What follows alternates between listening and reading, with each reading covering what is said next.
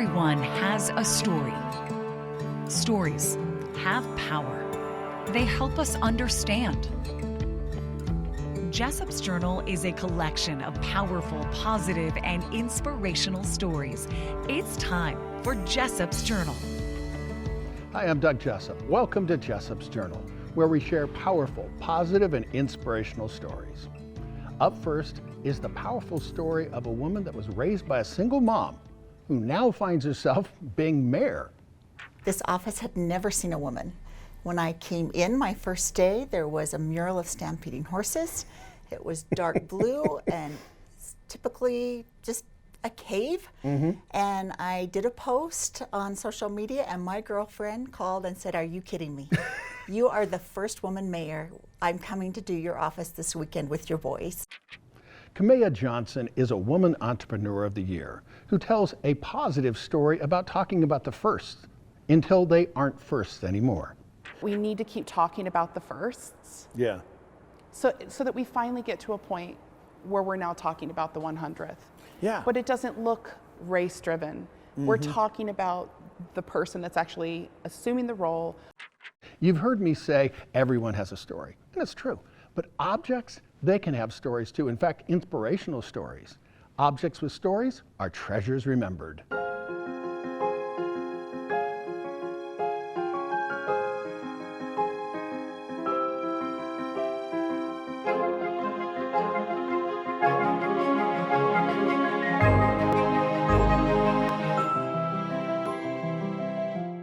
In between, American Idol alumnus Katie Highley entertains us.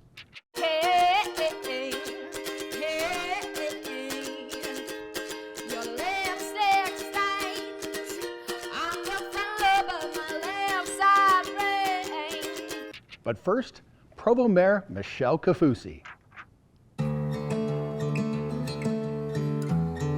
With me today, Provo Mayor Michelle Kaufusi. So, number one, thank you very much for letting me in your office. Thank you for coming. I noticed the beautiful orchids. There's got to be a story behind it. There's a story, right? There's Okay. always a story. I became mayor and was the 45th mayor and the first woman mayor. This office had never seen a woman. When I came in my first day, there was a mural of stampeding horses. It was dark blue and typically just a cave. And I did a post on social media and my girlfriend called and said, "Are you kidding me? You are the first woman mayor. I'm coming to do your office this weekend with your boys." And so they came and went to work and came into this, and I can't thank her enough. Tell me about your mom and what it was like growing up. Well, every time you say mom, it makes me cry. She was a wonderful person and a single mom and 7 children. My father was an alcoholic and abusive, and I was young. I'm number 6 of 7, and we're all really close in age. And anyways, it just back in the late 60s and 70s, divorce wasn't really an option. And so he would come and go for a few years and then be gone and then show up again. And finally my mom told my grandfather, "I have got to get a divorce, Grandpa, Dad. I can't do this anymore to these 7 kids." And so she prepared, right? She immediately enrolled in the trade tech, which is now UVU, and went into the nursing program, the night school nursing program, and became a nurse. And as soon as she got her degree, she went to court and got the divorce and went to work and worked the graveyard shift, 7 p.m. to 7 a.m. every day.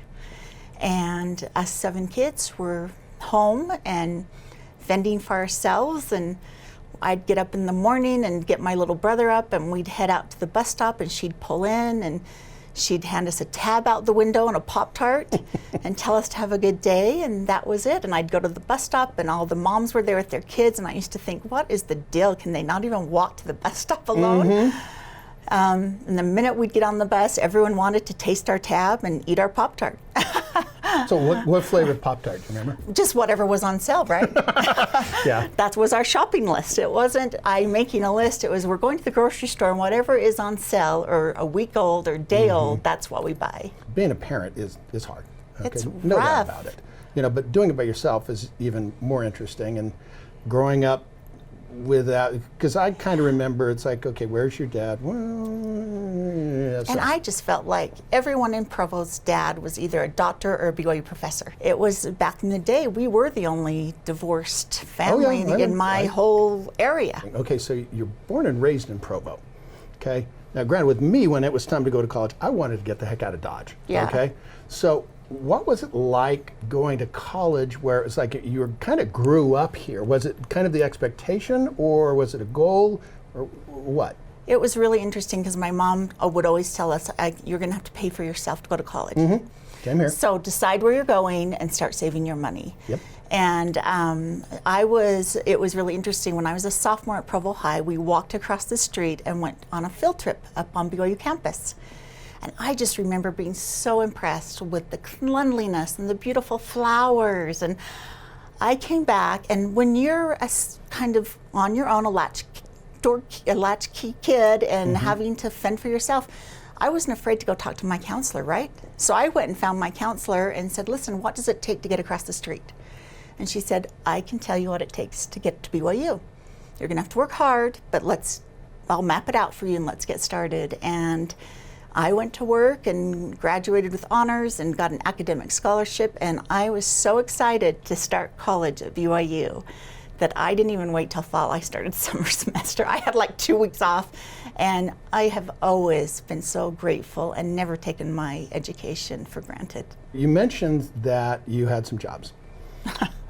Just out of curiosity, and babysitting does not count. It does not. Okay. What was your first job? So, I mean, if my first job, and this is the beauty of Provo, and this is why I love it so much, is everybody saw the situation. Everybody knew the situation, and they knew we were on our own. They didn't need any help, but all these women would say, why don't you come over and I'll pay you $10 to clean my bathroom. Who paid $10 back then? It was $1 an hour for babysitting, but these women stepped up. That was my first. And because when we were 12, we were expected to contribute. All of us, all 7 of us. 12 was the age. A lot of people think 16 maybe, but no, our money came in and went on the kitchen table. Interesting enough, I'm a wreck, I'm sorry. My first real job with a W-2 form, I guess, would be the key to this one was my mom came home and she drove a Chevy Citation, and she needed snow tires to get to work at night, and they were super expensive and she didn't have the money. So she asked us all to help. And so I went to Provo High, as you know. And so I got done with school and I thought, okay, I'm gonna walk down to Center Street in Provo, because it had to be somewhere where I could walk because we only had 1 car with 8 of us.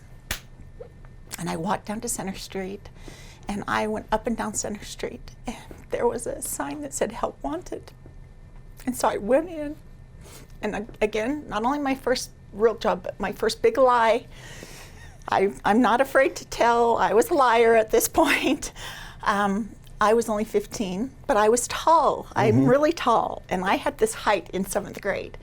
And I went in, and I'm pretty good with math and figured out really quickly when they asked me to fill in my birth date, and said I was 16 and I got the job. And so from that day on, I worked every day after school from 4 till 9. I closed the deli every day. So this is the tender part, right? I can see that store right here. And my mom would be so proud. Well done. What was your mom's name? Janet. Janet? Yeah. You did good. If there's a single mom out there right now that's watching this story, Yep. okay, and they're looking at you going, whoa, you can do it. What advice would you give to a single mom out there right now? Hang in there.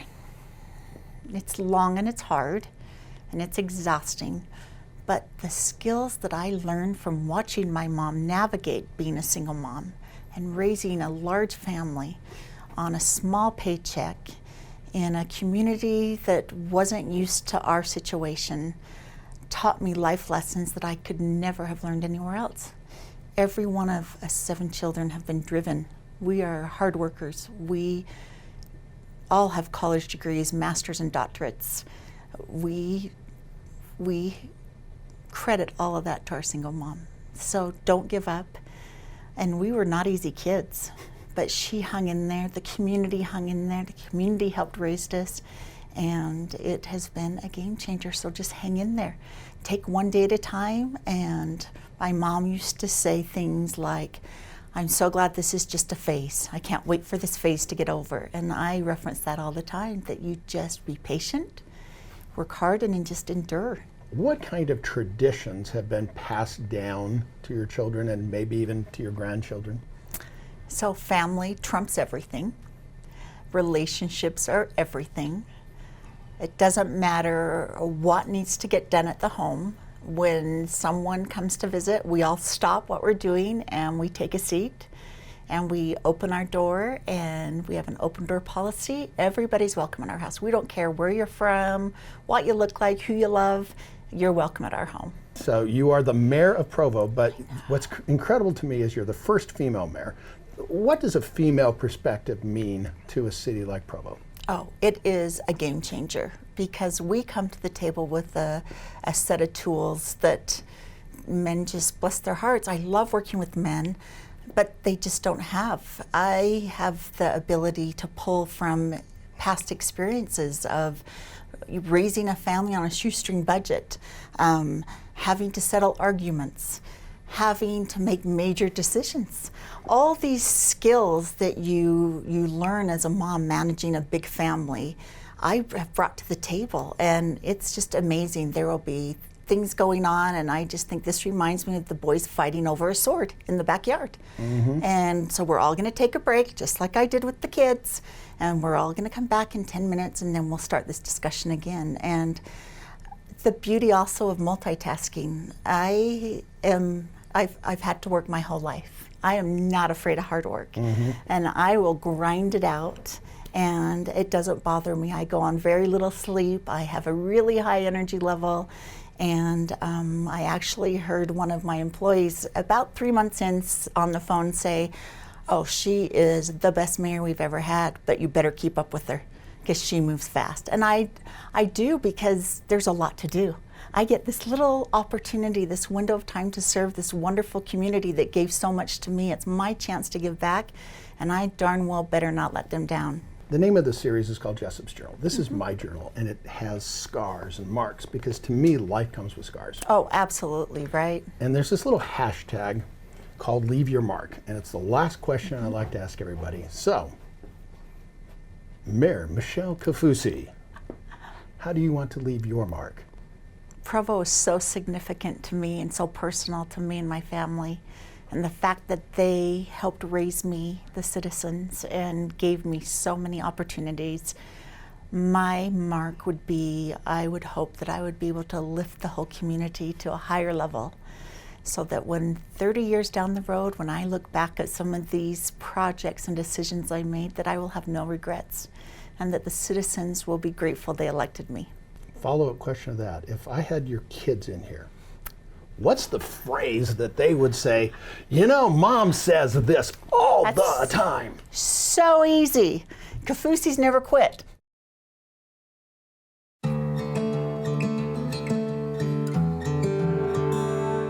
One of my favorite inspirational quotes is from Audrey Hepburn. She said, "To plant a garden is to believe in tomorrow."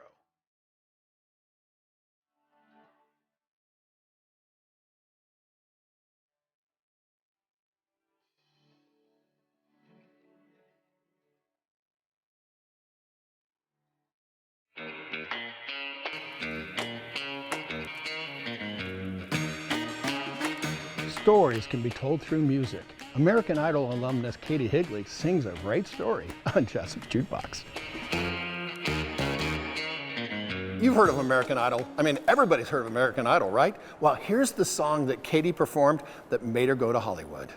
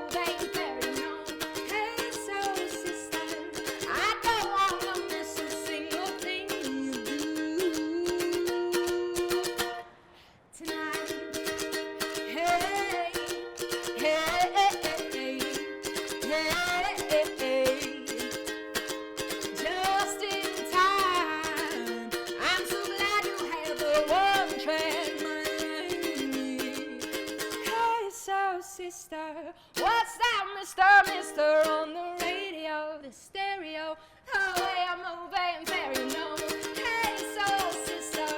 What's that, mister, mister, on the radio? Tonight. Woo! Everybody needs a classic black hat. Well, you know, you can switch things up with the ribbon a little bit and have some fun with it. I'm a Bill Murray fan. He's got this movie called Stripes. Well, you know, it has nothing to do whatsoever with this hat, but it happens to be called the Stripe.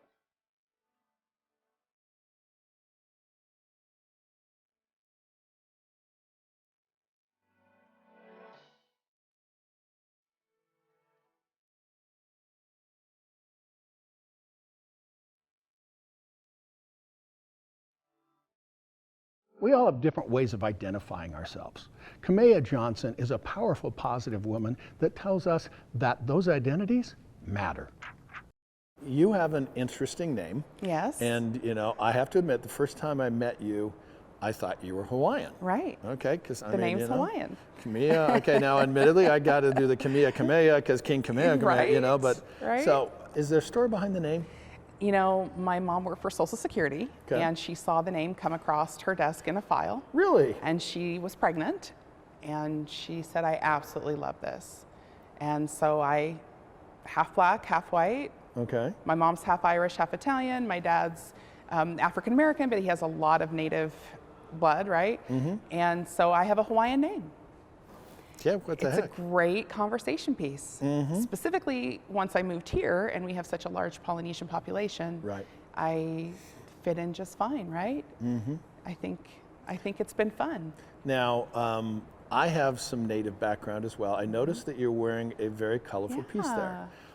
Do tell, was that on purpose or accident? Or is it? I love it. I was married for 24 years. My ex-husband is Navajo Indian and my children are Navajo Indian. Okay. I love the culture. Obviously, I embrace the culture and I make sure that my children know exactly who they are, and I think their culture is beautiful. You know, I have native blood, Mm-hmm. and I love the culture. I love the things that make us different, but yet somehow the same. Okay.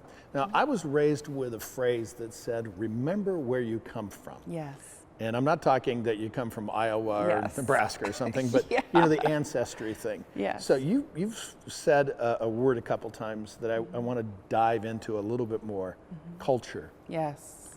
To you, what is culture? For me, culture is an identity of sorts, right? And when you're made up of so many different cultures like I am, you learn to embrace all of those, and that's what encompasses who you are at your core. And so culture to me is important. Culture is how we identify with our family. It's how you and I communicate on some level, correct? Because we always are, as we're communicating with each other, we're looking for common ground. Right. And we find common ground through our culture a lot of times. And then we also find discord through it too. You think? We've been having a little bit of that lately. Yeah, we find discord through it too. When we lack a cultural understanding of each other and a baseline understanding of where we come from. So culture is important. I do believe the more we understand about each other, the more we want to know about each other. I think the cultural divide becomes more of something that we embrace. I'm not a big guy on labels necessarily, Yes. but you know, I mean, because it's like, you know, I can start kind of putting other stuff, you know, speaking as a guy, singing is, okay, here's my labels. Okay, I'm a white guy. Some people would call me old, but you know, I'm actually 38 years old, at least, and my son just turned 38 years old, you know. Hi, Michael. You know, so I told him, hey, welcome to the club. You know, my mind thinks I'm 38. My body, not so much. Yeah. But, you know, so you've got all these labels, okay? I identify as Swedish. I identify as being part of the Cherokee Indian tribe. I identify with my Jewish background. And so there's all this different stuff. But a big thing for me, at least I think most guys, we identify with what we do. Okay? Yes. I'm a broadcaster. I've been a broadcaster for pretty much my entire life, okay? So if you don't mind me asking, as a woman, what do you identify? What are those labels that you put on yourself? You know, I think I'm gonna start here. We definitely have cultural labels, right, that identify us for race. But for myself, I'm a compassionate woman, and I really try to convey that as I'm dealing with people. So my labels, if I'm going to label myself, would be I'm compassionate, kind, strong, and caring. And I think it's really important that we spend time in those identity factors, the things that really drive us, the things that are built into us. I feel identity is what is lacking so much of, right? So culturally, I know what culture I'm part of, but as a woman and a businesswoman, an entrepreneur, right? And just a citizen of this community and of the world, I identify with compassion and understanding. And I think that if we all looked at ourselves in a different way with terms, right? Maybe in some sense, how we conduct ourselves is what people are going to remember. Are they going to remember that I'm a woman of color? Probably. But they're going to remember more how I treated them. They're going to remember more the time I invested in getting to know them, and they're going to remember more the feeling that I left them with. I want to get your opinion here, okay? Because you obviously have walked, we've all walked different paths.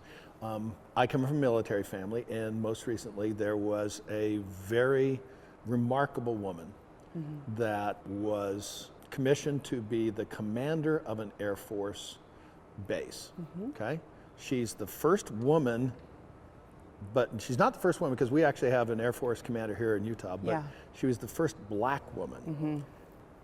The fact that she's a woman doesn't matter to me. The fact that she's black doesn't matter to me. She is my commanding officer. As a woman of color, doesn't matter, and why? We need to keep talking about the firsts. Yeah. So that we finally get to a point where we're now talking about the 100th. Yeah. But it doesn't look race driven. We're talking about the person that's actually assuming the role, all of her or his great qualifications, everything this person brings to the table, right? And the change that they're about to make for the betterment of everybody that they're overseeing. But for now, we have to talk about the first because they're milestones. Right. What are some of the things that you've seen in some of the conversations that people are going through right now? From a woman of color standpoint or just a woman in general? Both. Okay. For women of color, I feel that our identity is still emerging in the world because for so long we were told what we weren't. We were told hair wasn't beautiful, skin wasn't beautiful. There's so many different shades, right? We have all these different shades. We were taught Western culture, and Western culture really did not include us. It didn't include us in the sense of beautiful. Really? It did not include us in the sense of beautiful, and I think that's why you see blackface, 20s, 30s, you see we were misrepresented. I don't care if it was nappy hair, good hair, whatever the dialogue was in regards to race. Women of color, somehow we were never brought out to the limelight as beautiful, and we are beautiful. Yes. We have many different shades, we look different, and struggling to find our identity, I feel like has always been, for me in particular, being a woman that's half black and half white, identity was always kind of a fluid concept. I was always trying to figure out do I need straight hair? Can I go with my curly hair? How do my features need to look? How do my clothes need to look? Like, I was always trying to figure out where I resided in society as a woman that's half black and half white. So I think for women of color, we're powerful, we're beautiful, and we're emerging. And we want to be part of the discussions. We want to be part of the change that's happening. And I think it's important for us to have not the lead in it, but we always need to be part of the discussion. Life is never boring. Sometimes you have something I like to call the wonderful world of regret. If you've ever had a tattoo or permanent makeup that you've fallen out of love with, the folks at Tattoo Away have come up with a pretty cool system that literally removes the ink out of the skin.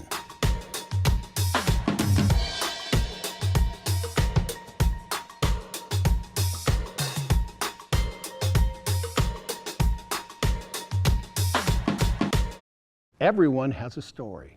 Stories have power. Objects with a story are treasures remembered. Why did the chicken cross the plains? Well, because somebody put it in a wagon westward in the 1850s. This treasured remembered is a porcelain chicken dish. The story goes that its original owner, Elna Olsdotter Hansen, a Swedish immigrant, purchased the dish in the eastern United States.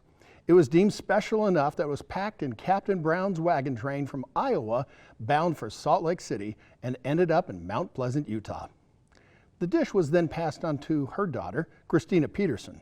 Christina passed it on to her daughter, Hannah Tucker. The chicken then went to Hannah's son and daughter-in-law, Valton and Lorna Tucker. The chicken journeyed next to their daughter, Dorothy MacArthur, who in turn passed it down to her daughter, Kamea Johson. Quite the journey for that chicken. Everyone has a story. Objects with stories are treasures remembered. You've heard me say we got to make sure we remember to take a deep breath. Well, it's time to use that clear nasal spray, help wash away all that bacteria. And come on, join me. You know you want to. Take a deep breath and relax.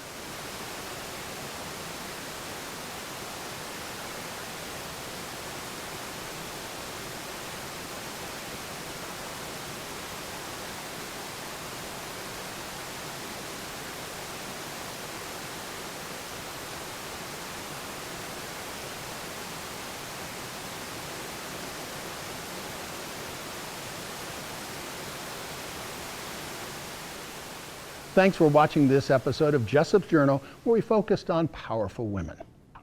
It's my honor to share powerful, positive, and inspirational stories every week right here on TV, as well as worldwide at jessopsjournal.com. Everyone has a story. Yes, I mean you. Everyone has a story. Stories have power. They help us understand each other. With another entry into Jessop's Journal, I'm Doug Jessop.